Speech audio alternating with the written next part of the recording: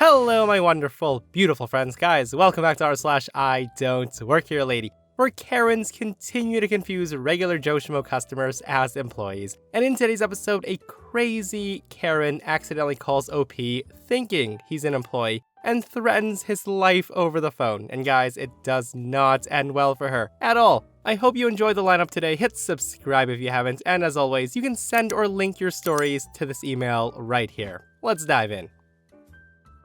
Alright, so this happened 2 days ago during my lunch break. Now, while the Karen screeching wasn't directed at me, I was able to observe it all go down, firsthand. But here's a little backstory. So I've been going to the same restaurant for lunch for the past 2 months. It's a small place, but the food is amazing and the prices are low.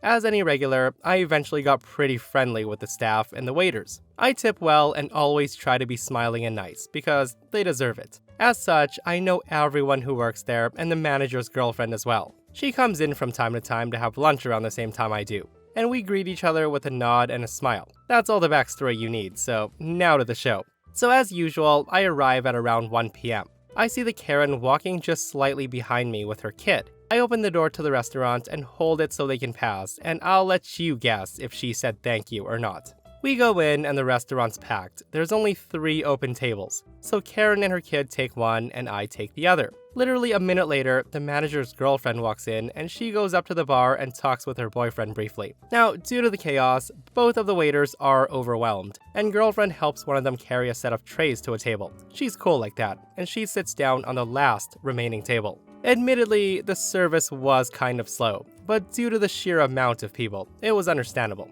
Well, understandable for me, but not Karen. At some point, Karen just scoffs and bolts up, walking to the girlfriend's table, and she says, "Excuse me, can we order or what?" Hearing that, the girlfriend was caught off guard, and she said, "I'm sorry, what?" Karen repeats herself and says, "Can we order? We've been waiting like 10 minutes." To which the girlfriend responds, "You're gonna have to ask a waiter, I don't work here." Karen hears that and says, "Do you think I'm stupid? I saw you carry trays and now you're taking a break? You just came in, how can you be so lazy?" Again, the girlfriend tells her, "Seriously, ma'am, I do not work here." And Karen says, "I saw you, now take my damn order." At this point, a waiter manages to get to them. Meanwhile, I can see her daughter literally trying to unsubscribe from existence. The waiter comes up to her and says, "Ma'am, is there a problem here?" Karen then tells him, "This lazy, good-for-nothing bitch won't take my order." The waiter looks at her and says, She doesn't work here, I can." And that's when Karen cuts him off and says, "I saw her working. I want you to talk to your manager. She can't behave like that. I'm a paying customer." At this point, the waiter just shrugs and asks the manager to come. The manager approaches and says, "Ma'am, what's going on?" Karen says, "She refuses to serve me, so discipline her right now." The manager, without blinking, says, what now?" Karen repeats herself and says, "I said discipline her. I want her in trouble for refusing to serve me. Are you just gonna stand there or do something, or are you useless too?" The manager says, I'll be sure to spank her with the hardest spatula we have later, ma'am. But at the moment, she doesn't work here and she cannot help you. A waiter here will be happy to take your order. Will that be up to your standards? Will spanking her with a spatula make you happy, ma'am?" Hearing the manager say that, Karen's just sitting there with her mouth gaping, as if she was struck by the lightning of Zeus himself. She literally had no idea what to say to that. The restaurant's quiet, the girlfriend's blushing a bit but smiling, and I'm trying my hardest not to laugh out loud, and I'm failing. You can also hear the muffled chuckles from the other tables. After about 20 seconds, Karen huffs and drags her poor kid out of the restaurant. I tipped a lot that day. I would have too, and guys, I can't say I was expecting the manager to say that. Like, the woman was probably expecting something along the lines of, "Oh, I'll just make her do extra dishes in the back," or "stay late to stack chairs" or something. But man, spanking someone with a spatula of all the utensils. I would have paid to see her face when the manager said that. Alright, so this story happened before caller ID was a standard on phone lines, and I was a lot more long-suffering back then. Otherwise, I would have just hung up when she tried calling again. Also, this was over 20 years ago, so the conversation isn't exact. So my work number is a digit off of the local Chuck E. Cheese. Ours is XXYY, while theirs is XYYY. We're an industrial supply company, and we don't even have a public entrance. We always answer with, "Thank you for calling company name. How may I assist you today?" Most of the time, people do understand when we tell them our number and the number that they're trying to reach. Sometimes they'll double check with, "Are you sure this isn't the right number?" Now, I did have one idiot that knew we were lying because she was using the redial button, and she told us it always dials the right number. The woman gave up after the 5th call. The one time though, this lady was on a different level. She was a typical Karen. She insisted on talking to a manager. I pick up the phone, and before I can say, "Thank you for calling so-and-so," she screams at me saying, "Put me on with your manager, now." I tell her I am the manager, how may I? Before I can say another word, she interrupts again and says, "We were there a few minutes ago and we were turned away because we didn't have a reservation. What are you gonna do about it? I want a refund plus $50 for wasting my time." Now, at this moment, I realize that she's trying to reach Chuck E. Cheese. And I said, "Are you trying to?" And again, the woman interrupts me and says, "I'm trying to get a refund plus $50. All of you restaurant workers are idiots." I tell her, "Ma'am, if you don't stop interrupting me, I can't." And again, she says, "Excuse me, you do not get to tell a customer what to do, especially when every single worker in your stupid joint is useless. I'm the customer and you are trying to interrupt me? Oh, I don't think so." At this point, I just hang up, only to have her call back 5 seconds later. The woman calls back screaming so loud that the speaker was crackling. She screams, "You did not just hang up on me. I'm coming down there with my husband and my brother to take care of you personally. I hope your insurance is paid up." In my head, I'm thinking, oh my goodness, physical threats, it's game time. I then put on a fake crying voice and say, no, please, I'll do whatever you want. Please don't get your husband or brother to come here." The woman screams, "Give me your name, now." I tell her, "Ma'am, I don't feel comfortable with." I said, "Give me your name, now." I say to her, okay, my last name is Soul and my first name is Richie. Just please don't come and hurt me." The Karen then responds, "Oh, I won't hurt you, but I can't control my husband or my brother though.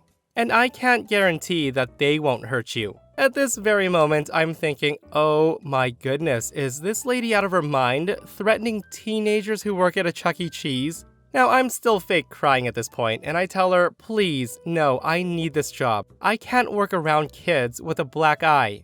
The Karen tells me, "Well, you should have thought about that before disrespecting me. A black eye will be the least of your problems. Wait until you see my husband." I tried to give her one last chance by begging her not to come there by saying, "Sorry, I didn't mean to do so. Please don't come here." And she replies, "Nope, you've made your bed. Now you get to lie in it.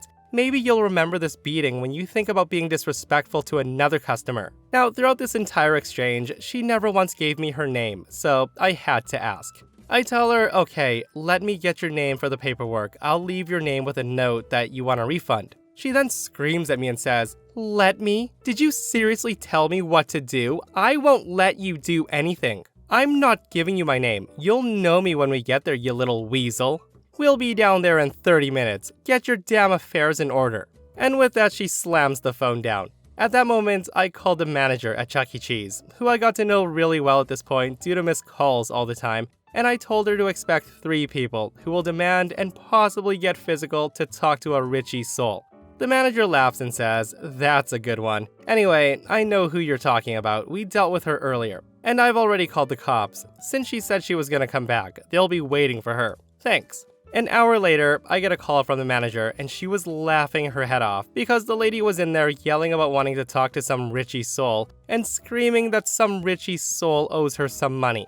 Luckily, the police were there, and they arrested her and the 2 men, with her on outstanding warrants and illegal possession of a firearm. Never heard anything again. Guys, what in the world? The Karen literally brought 2 grown-ass men to a Chuck E. Cheese armed. To do what? To harass a teenager making minimum wage, all because she was turned away for not having a reservation. Like, are you kidding me, Karen? And seriously, I hope she was locked away for a long time because this woman sounds like a complete nut, guys. And this person shares their comments and they say, "People are crazy." One time, someone called in a threat to us, IRS, because we kept harassing him for money he owed. He called on a payphone. This was more than 20 years ago. But he kept mentioning the exact amount of $2,870. Even without a name, only one person in the part of the state owes that exact amount. They matched his voice to the recorded call, threatening to, quote, shoot us up. And the guy got a few years.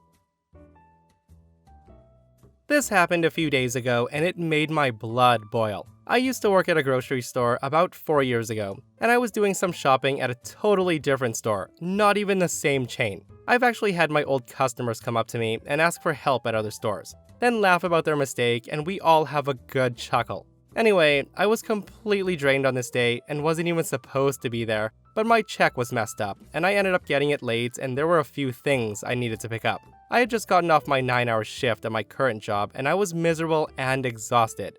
I'm wearing yoga pants and a hoodie, not exactly employee attire. A lady comes up to me as I'm picking out soup with no introduction, no salutation, nothing. She comes up to me and says, "Hey, where's the DVDs?"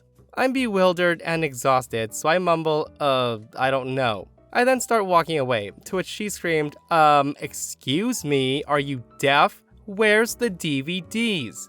At this point, I turn around and give her a look, and she goes, "You can't just walk away from a customer. If you're on the clock, you have to do your damn job." Again, I tell her I don't work here, and she says, yes you do. I saw you here last week." I tell her, not unless I was shopping. Again, she tells me, yes you do work here.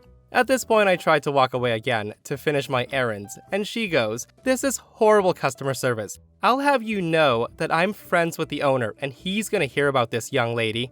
Now, hearing that I was done, I put my basket down, walked up to her as close as I could without getting in crap for harassment, and then I yelled at her as loud as I could, "I don't effing work here. Are you stupid?" The woman just sheepishly turns around and leaves me the heck alone. Now, could I have handled it better? Probably. Should I have just shut up and ignored her and walked away? Probably. Will she treat the store employees better from now on?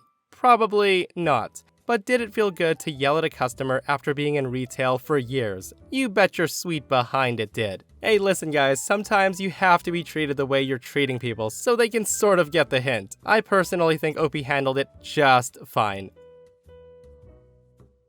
Here's some quick background info. I work at a company that installs custom closets. Our uniform includes a blue button-up Carhartt shirt with a company logo on it. So I'm driving home from work after a very long and tedious day, completely covered in sawdust, when I get a call from my lovely wife. She had put in a pickup order at the local Walmart, but they had failed to give her almond milk. She asked if I'd be willing to stop and let them know that they shorted us, and to also grab it. Now, while I'm not particularly enthusiastic to add a stop on my way home, I tell her, okay. So I get there and head to the customer service desk and explain the situation. The lady working there is very sweet. She tells me she'll have someone from pickup department swing over to take care of me.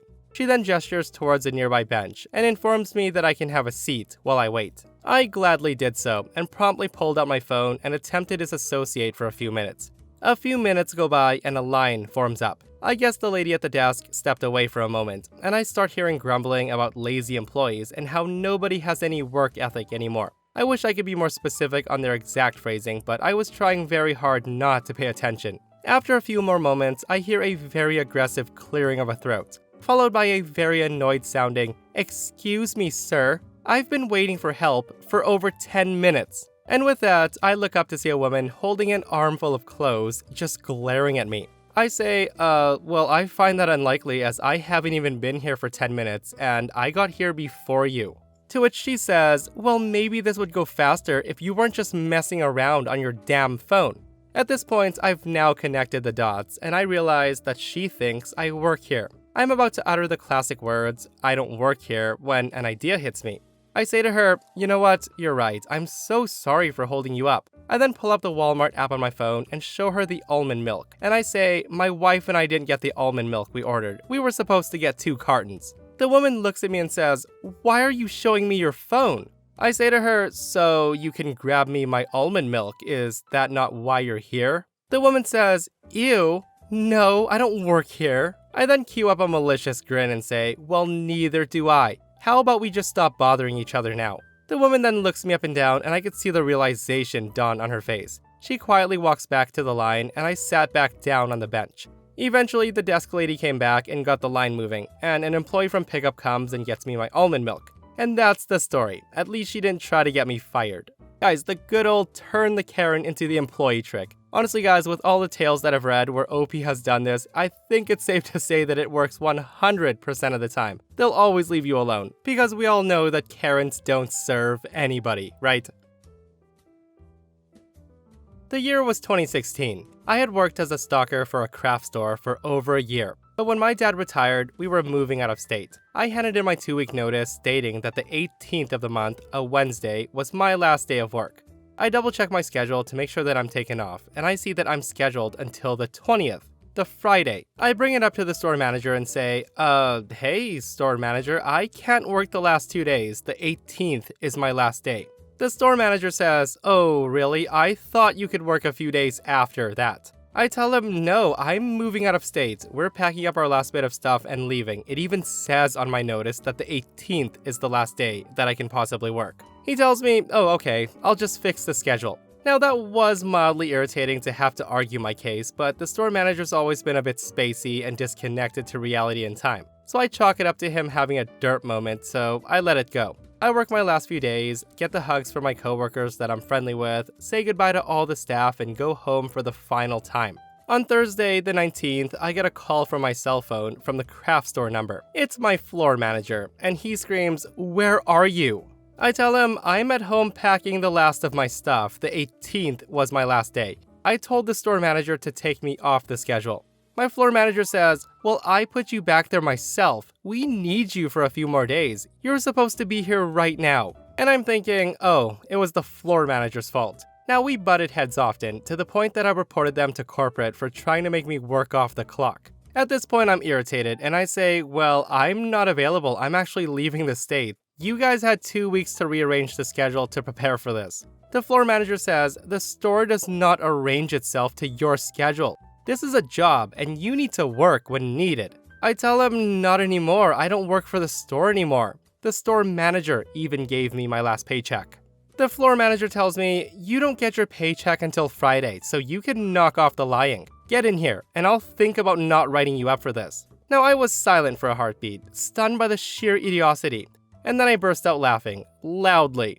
The floor manager tried to yell at me, but I was laughing so hard that I couldn't stop to hear anything they said. I just laughed. When I caught my breath again, I said into the seething silence, I quit on Wednesday. I don't work here. I don't take orders from you anymore. Goodbye. I then hung up the phone and let the further calls go straight to voicemail. So yesterday, I was at my local favorite supermarket.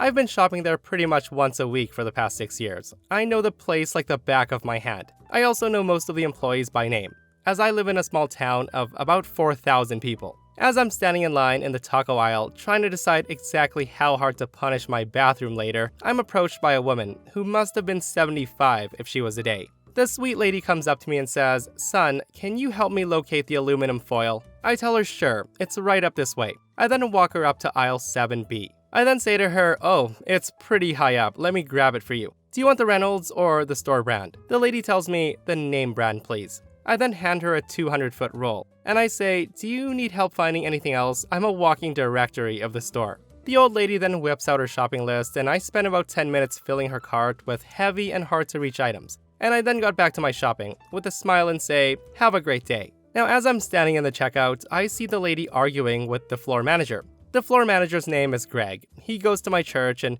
we're pretty familiar with each other. I pay for my groceries and walk over just to be nosy and to maybe help out. I hear the lady telling Greg that the big guy with the red beard helped her, and she didn't get his name, and she wants to see him get a bonus, a promotion, employee of the month, or just something. Greg is insistent that no one with that description works there. So I get to the counter, and before I can explain that I don't even work there, Greg pipes up and says, oh, you mean Mark? Yes, he's actually one of our best employees. Greg then turns to me and says, Mark, this lady's been over here singing your praises for the past 5 minutes. I didn't even know you were working today.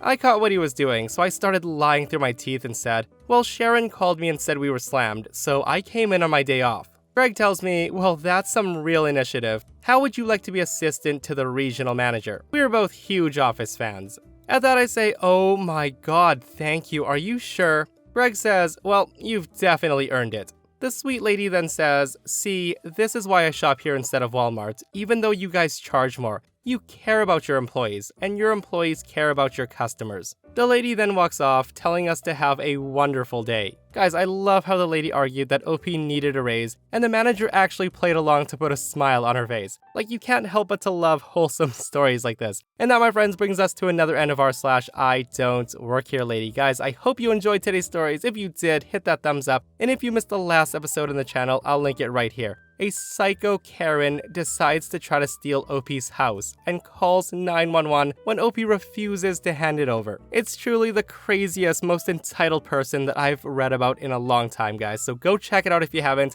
And myself and Stevie Boy will see you guys in the next one. We love you.